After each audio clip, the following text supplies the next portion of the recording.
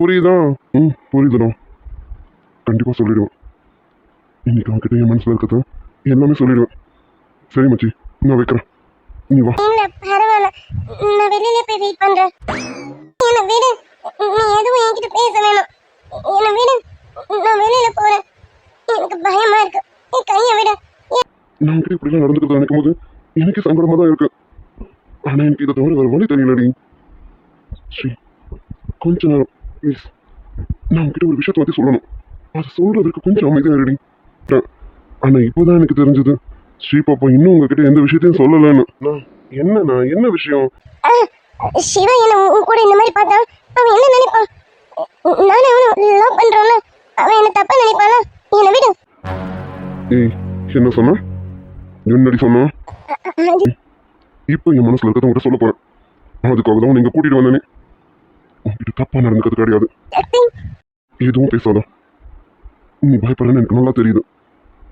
சொல்லுங்கண்ணா. நீ என்ன பேசிட்டு இருக்க?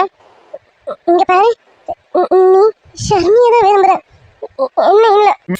சக்தி ப்ளீஸ், சக்தி எதுவும் பண்ணிடாத. நம்ம காலேஜ்ல இருக்கோம் சக்தி.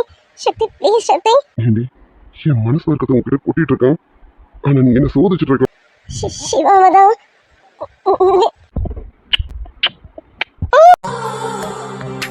ஆகாயம் பூவாளி அது வாட்டுக்கு ஒழுக துளிகத்து ஒத்த மழை துளி பார்த்த இடம் பித்து கூலி இவன் பார்க்கலையே பூக்கும் மரும்பு பூக்களையே மொத்த கடை இன்னும் தீக்கலையே.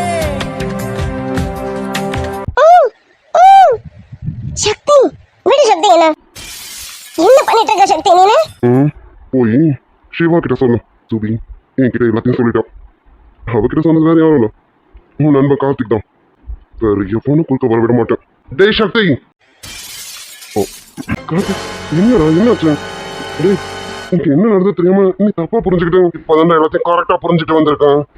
உன்ன நீ எல்லாம் பேசுறது கூட வருவதே இல்லாதவன். வாயை மூடிட்டு இருந்து சொல்லிட்டேன்.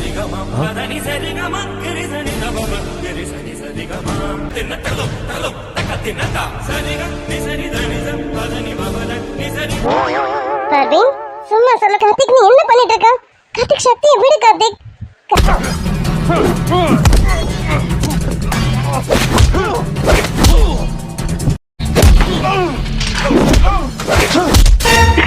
சக்தி சொன்னா கேளு சக்தி. சக்தி நான் எதுவும் பண்ணல சக்தி. நாங்க எதுவும் பண்ணல.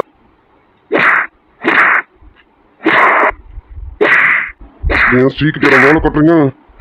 ஸ்ரீயை பத்தி நினைச்சுங்க உங்க வாழை இல்லை.